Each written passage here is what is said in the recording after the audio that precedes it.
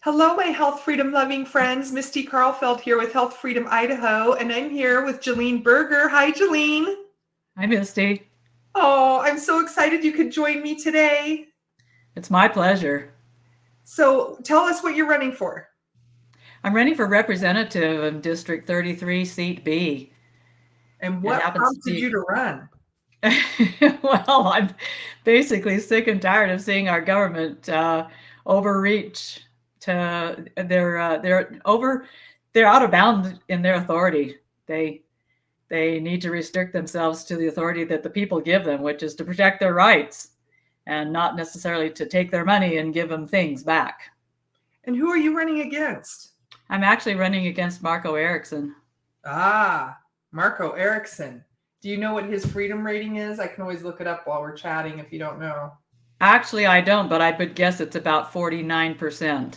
All right. I've read it before. I just don't have it in front of me. All right. Well, while we're chatting, I can pull it up. So I'm guessing you don't feel like he's representing you well, yeah? Yeah, that's the gist of it.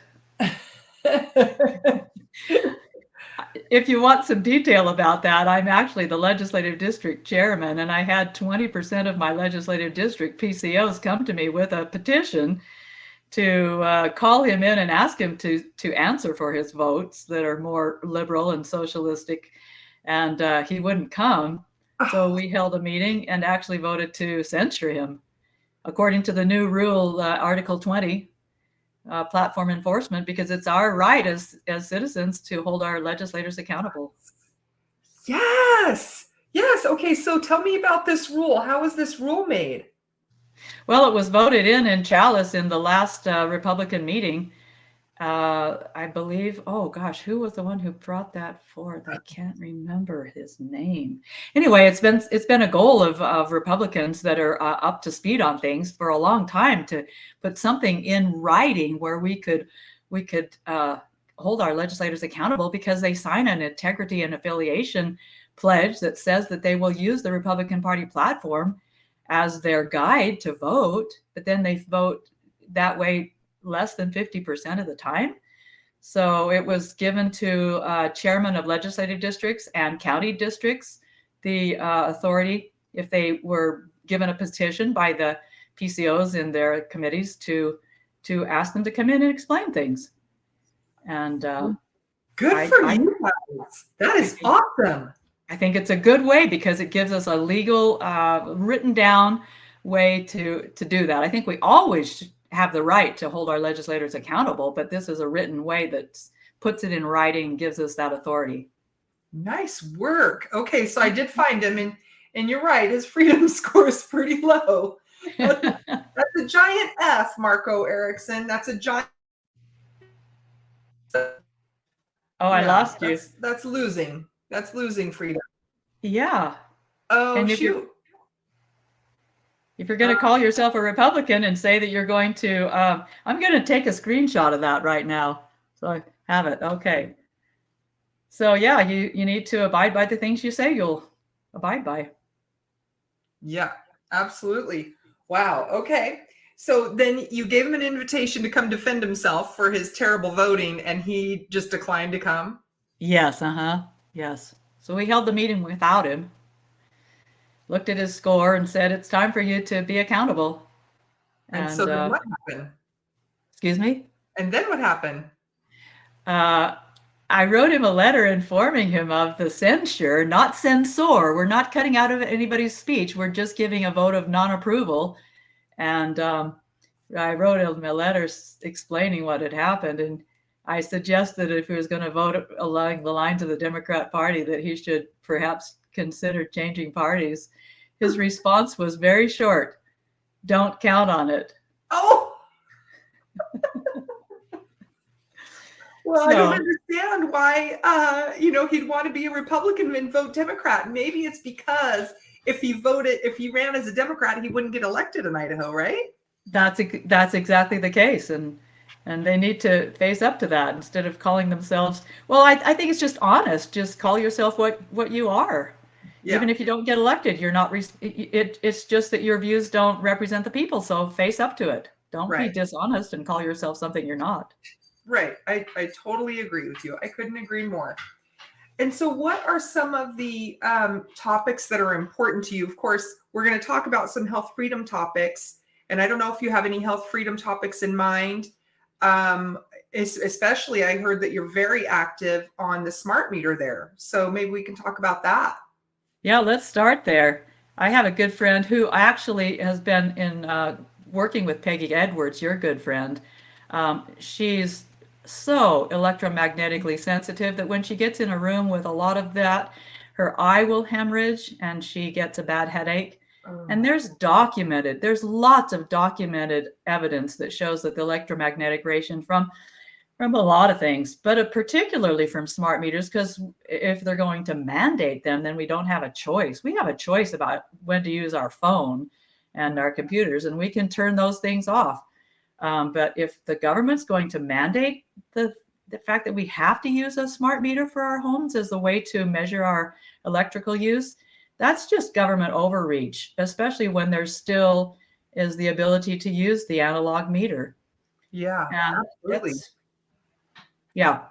And so there's a lot of evidence that even though some people can't feel it, it still is affecting them in some way in their body. There's a lot of evidence that when people are around cell phone towers, when they live in a radius of a mile or so, that the cancer rate is much higher. And I'm fully in support of people who want to use their choice to avoid that if they can. But if the government mandates it, they don't have a choice. Right. Well, in some, at least from what I've seen, some power companies will give an opt-out and some will not, right? And so that's the case. A problem. Yeah, that's the case here in Idaho Falls. I'm on the city power, and the city power so far has granted us an opt-out. They do charge something. I think it's about, maybe, I don't remember. It's gone up. I think it's about $7 right now. I could be wrong.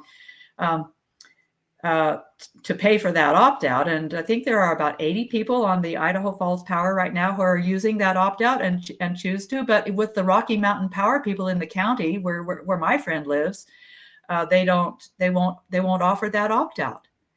And I don't think that's right. Yeah, it isn't right. And Idaho Power, which is who we have, they wouldn't let us opt out either. I don't know if that's changed in the last 8 years since I've asked. I should ask again. But yeah, they weren't allowing an opt-out. And I guess I was thinking about that fee, and I guess they have to come out and check the meter manually, right? Rather than just allowing it to send the information to the power company. So I guess I can see how they justify a fee. Yeah, although they used to do it just because of the fact that I paid my taxes. And you mean your taxes didn't go down when they charged you a fee? Oh, no. Taxes never go down. Oh, my goodness. Wow. Well, so what is your thought on a remedy for that? Are you thinking about carrying a bill? What are you planning? Well, since I'm not an incumbent and I don't have any experience in that, I don't really know how to write a bill, but I would certainly find out. And I know there are a lot of people, especially your organization has been in the fight for health freedom. And I think that a bill could certainly be written. That's one of the reasons why I'd like to get into the legislature, because I'd like to champion that issue. There are so many people who would like to protect their health in that way. Oh my goodness, Jilene, that really is amazing that is a key point for you. And I can tell you right now, Sarah Clendenin, who's the co-executive director with me of Health Freedom Idaho, I know her well enough to speak on her behalf. She would love to help you write that bill. Oh, that would be marvelous. Oh, she'd love it. She would absolutely love it. She's the kind of gal that reads bills while she's brushing her teeth at night before she goes to bed. That's like her sounds like she's a pro then. That's like her favorite mind candy, right before she goes to sleep. Oh my goodness. So that would be amazing. That would absolutely be amazing, Jilene. That really could change things for Idahoans really specifically, like a real specific, tangible change. I don't know if you followed any of the Health Freedom Idaho bills this legislative session. Well, I do know that because I'm on your chat, that you have been instrumental in insisting that the government stay out of our right to choose what we put in our bodies. And I'm definitely vehemently against the government mandating what we put on our mouths to cover our intake of oxygen. And there's so much proof to show that those masks are detrimental rather than helpful. We know that the spaces between the cloth or whatever it is are so large that it doesn't protect against viruses. And if people know about that and know that the fact that it captures their breath and doesn't allow them to intake as much oxygen and can even cause hypoxia, which is lack of oxygen. If people know that, they wouldn't choose to mask themselves. And if the government mandates that, that's way out of their authority. So I'm highly against masking, and I'm against forced vaccination. I know enough about those things that I want the choice what to put in my body, and the government has no authority or right to tell me that. Absolutely. I'm not for lockdowns either. No, right. Can you believe that we could not get that passed? It was Senator Guthrie who put the bill in the drawer that would have kept us, free of having to mask our faces to go in government buildings or whatever. It's just like, it's so absurd. He's like, the people don't really want this bill. Oh my goodness. I'm amazed. I'm abhorred at that. Yeah. I've been told that there's no rule against a chairman doing that, putting that in his drawer, but that's just unconscionable in my mind. It's against the freedom of speech to hide something like that. I think I guess there are some terrible bills that just don't even make sense and they have to, but I think the committee should be able to look at those and say, no, we don't want that bill. But so yeah. I don't like it when a chairman puts a bill in the drawer. I think that's a pretty fair, it's a pretty fair and reasonable solution for the chairman to go to the committee and say, hey, do you think we'd like to take up this bill? Do you think the people of Idaho would like for us to take up this bill? Rather than alone, unilaterally making that decision. And, how dare he himself speak on behalf of all Idahoans and say Idahoans don't want to hear this bill heard. Anyway, Brian Lenny was trying to champion that bill. And that's what he said to Brian Lenny, who I interviewed yesterday. I'll get that video out. But if people want to hear how that went down, they can hear it directly from Senator Lenny. Anyway, I wanted people to see this as we were talking about this bill, is that when you're on the Health Freedom Idaho website, you can see our calls to action. So for example, stop future masks mandates in Idaho, and it gives the bill number H493.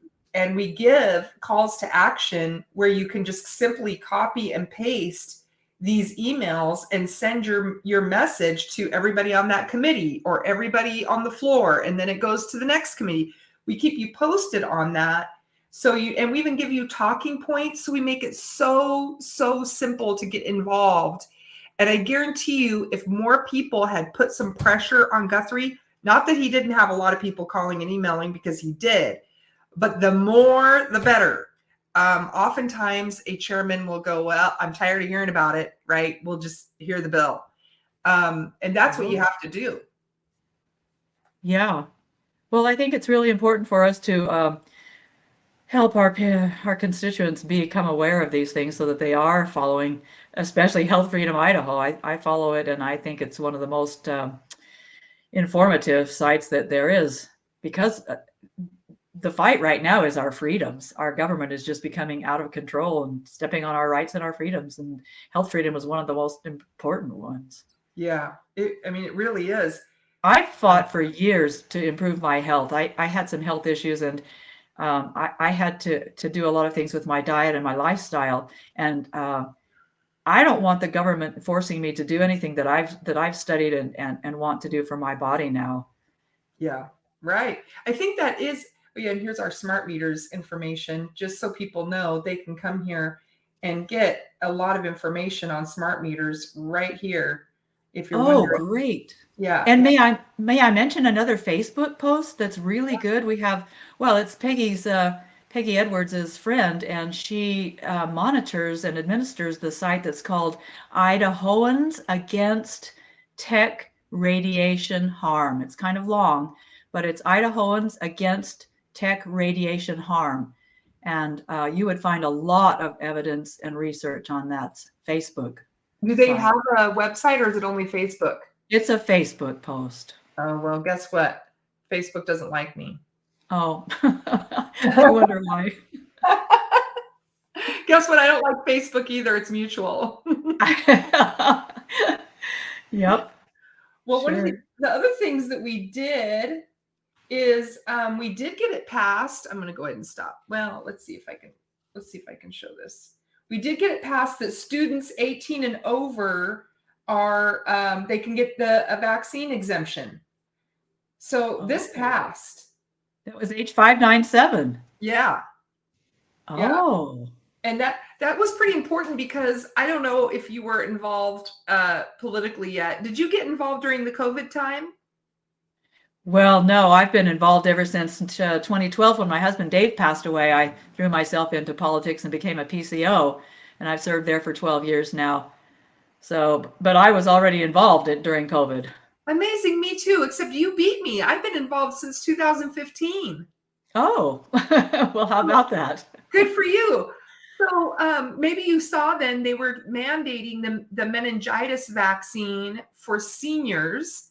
Oh, no. Yeah. And we were like, what are you doing? So seniors can be 18, but our exemption statute said a child of school age. So then an 18-year-old is not a child. So then they're not really getting the exemption, but they're mandating the meningitis vaccine for students that they're in their senior year. So it created this gap. And we were saying, we're testifying against it. Like, you can't pass this as written because it doesn't line up with the exemption statute.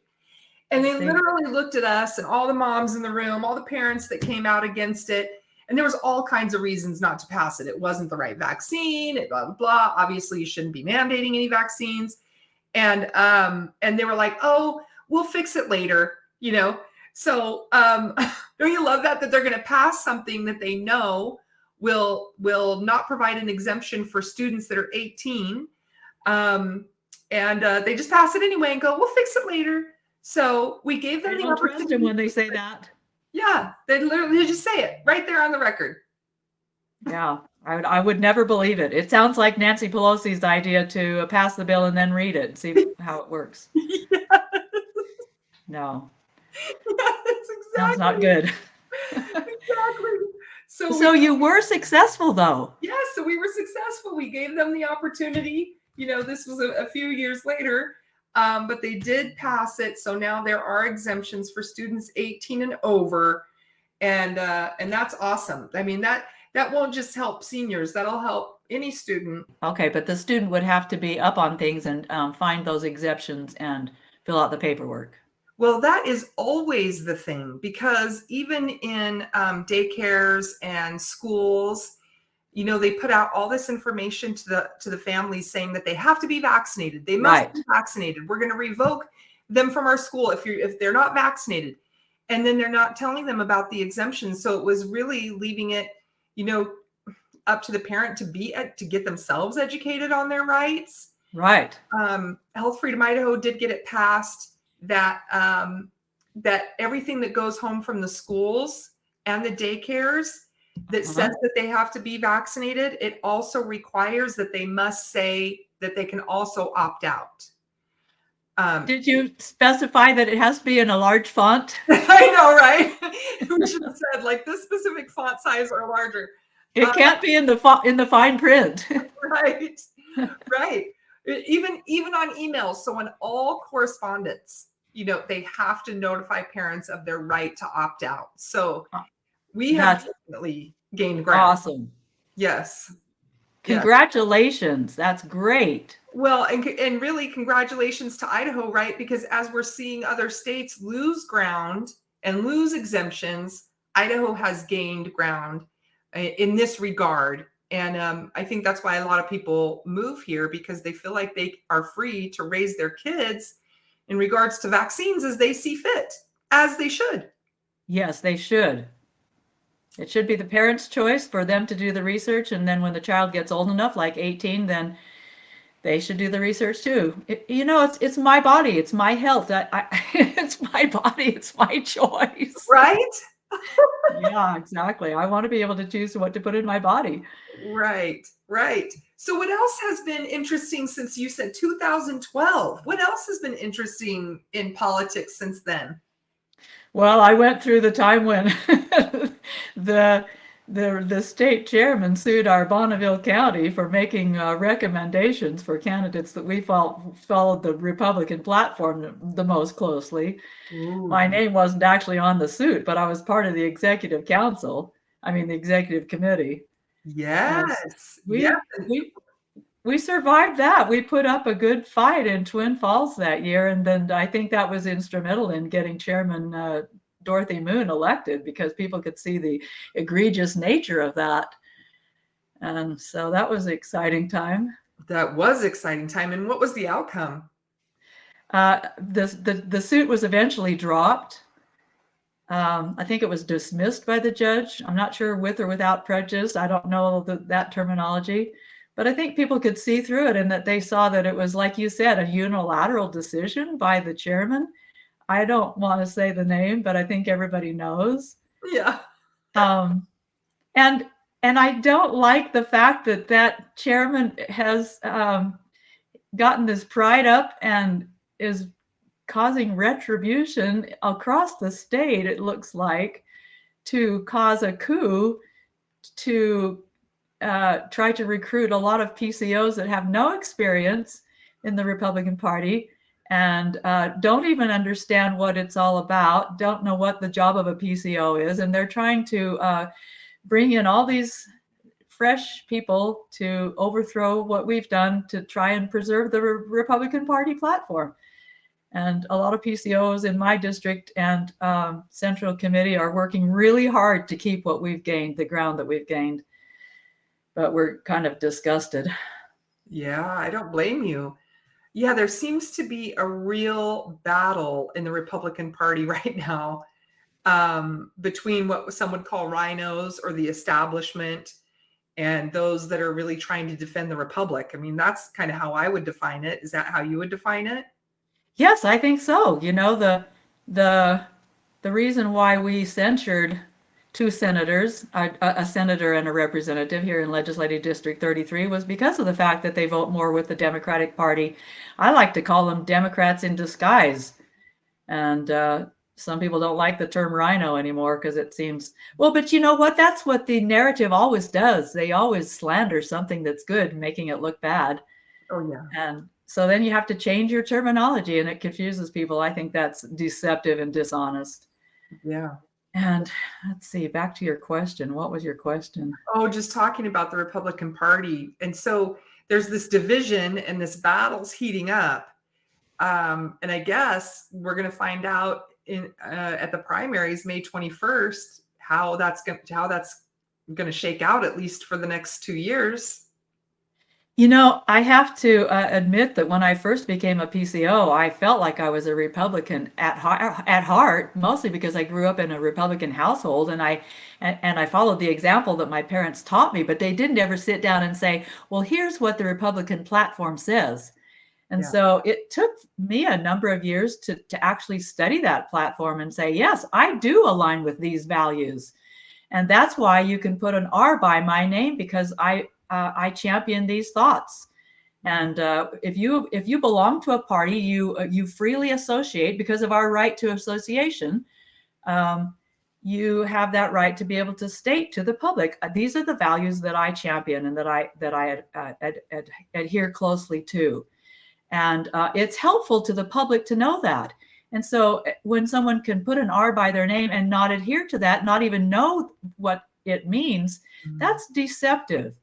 And to me, it's frankly dishonest. And I'm sad to see that our society thinks that it's okay to do that. Yeah. Yeah. Well, I definitely appreciate your work. I mean, really, you guys are doing great work over there. You put on great events. You bring in great speakers. You guys work hard. It's amazing. We have a good team right now. It's working well. We've got it. It's well oiled. We've had experience. We've been fortunate to have the leadership of a good chairman. Nick Contos is doing a great job, and our vice chairman Diane Jensen and Anthony Torino, and we've got another one, Kurt Papke, and let's see, have I named all the vice chair people? Brian Smith was our chairman for a number of years on those Lincoln Day presentations, and we've set kind of a precedent and followed that outline, and it works really well. I mean, you guys have had me driving out there to Idaho Falls at least twice a year. Yeah, good for you. That takes grit, determination. Thanks for supporting us. Yeah, absolutely. You guys are doing a great job. You bring great speakers and interesting events, and that's been awesome. But even more importantly than that, I feel like you guys are really attempting to hold the line for the Republican Party platform, which includes health freedom. We really would like to be, as an organization, nonpartisan, but I just don't see Democrats anywhere, and especially in Idaho, doing anything for health freedom at all. Is that right? That's sad to hear. I'm not surprised, though, because the mentality is more government controlled, top down regulation rather than grassroots. Let the people be free to spend their own money, do with it what they want, and protect their freedoms and their health. Yeah. Every once in a while, I'll see a Democrat cross over and vote for a health freedom bill, but by and large, they just aren't going to support health freedom things, which is it's just so weird. It just seems so fundamental to me to be able to decide, like you're saying, what goes on or in your body. Yeah. Do they think that the government should control it? Well, I mean, it seems like, as far as I can tell, they certainly think the government should decide what's best for your kids. I mean, they definitely think that the government does it better, which is disgusting, repulsive to me. Yeah. No, I think we've gotten dependent on the government. We need to get away from that. We need to realize that we have rights, but we have responsibilities for ourselves. And the government is not big brothers. You shouldn't take care of us. We should take care of ourselves. Yeah, we're capable. Come to find out. We need to find that out. Yeah. It might take a while, but we need to do that. It might take a while for some to find out, but there really has been a movement of people getting chickens in their backyard and growing their own food and making their own things from scratch. And I absolutely love this movement. I think when I get done with interviews in the primary, I'm really going to move to interviewing people or showing how people are becoming, taking care of themselves, right? That are taking care of their families and taking care of their neighbors. Yes, it reminds me of a meme that I just saw about an hour ago. There's a picture of a lady with all of her canning jars out in her kitchen, and it says, "This used to be self-reliance. Now it's called prepping." Yes. Oh my gosh, if you could send that to me. I'll see if I can find it. I'm sure that I will use it, and I'll send you a link to this Idaho Freedom Score for Marco Erickson. Oh, that would be great. I'd like that. Is there anything else that you want to share with, especially your district, but also the people of Idaho, and regards to health freedom, or anything else regarding liberty in Idaho, why you should be their representative in your district? Well, I think people need to basically know that it boils down to two things. The government has limits, and we always talk about limited government, but do we set the limit? The limit is the fact that the Declaration of Independence says that governments are instituted among men to protect the rights to life, liberty, and the pursuit of happiness or property. And that's the limit right there. The government does not have authority from us, because we give consent, we give our money to the government to do the things that are to protect our rights. And it doesn't have the authority to go beyond that. And that's the limit. And so that's the one thing I need to have people remember, to hold their legislators accountable, to not cross the limit. Oh my goodness. Make that a meme, Jilene. Put your name on it, make it a meme and send it out. That's a great idea. I think I will. And the other thing is that I intend to not cross that limit. And if I do, I need to be held accountable. And I intend to be the voice of the taxpayer, because the spending has gone beyond the limit. The regulations have the regulations. So health and free. I wanted to commend you and all those who fought for baby Cyrus. That has crossed the line. they have crossed the line in the child taking of children. That's just abhorrent to me. And I have to just really give you kudos for the role that you've been playing in that. Oh, thank you. And so let's take our rights back and use our responsibilities. Did you happen to see my CPS presentation when I was there in Idaho Falls? Yes, I did. I have renewed it. So I was thinking about maybe coming up there and doing another one because I have new statistics, and one of them being that foster care is losing 55 children per day in America. That's just unconscionable. That's a new stat. So as if that presentation wasn't hard enough to deliver and receive, it's updated and with new statistics like that, which I think people have to know. It's like, when are you going to be mad enough to do something about this? You know? Exactly. It just cannot continue. Yeah. So yeah, I'd be on fighting against that too. Oh, well, there's a lot of bills in my mind that we can bring in regards to CPS. Whew. All right, let's do it. Oh my goodness, Jilene, I absolutely adore you. Every time I'm in Idaho Falls and you greet me and you just light up the whole room, and it's amazing. And then you always have so much truth and so much wisdom with everything that you have to share. Thank you so much for your hard work and your dedication. You are a blessing.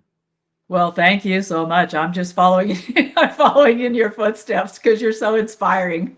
Well, guess what? I followed yours. You started before me. Well, I didn't know it, but I walked my precinct. I did it. It's amazing. I don't know if any of you know Sheila Olson. She's passed away. She was a stalwart in our community. She was the one that would have a 6 o'clock sunrise service in her backyard every July 4th. And she was great, but she started to get squishy. So someone asked me to run against her, and I said, I can't do that, but I did it. Oh my goodness. Oh my goodness. You're so brave and strong, Jilene. Thank you so much for joining me today. I'll get you this video and you can share it out with your voters, and hopefully they see that they have a real health freedom champion in District 33. Thank you so much. I intend to do that. Thanks, Jilene. Okay. All right. Bye-bye. Bye-bye.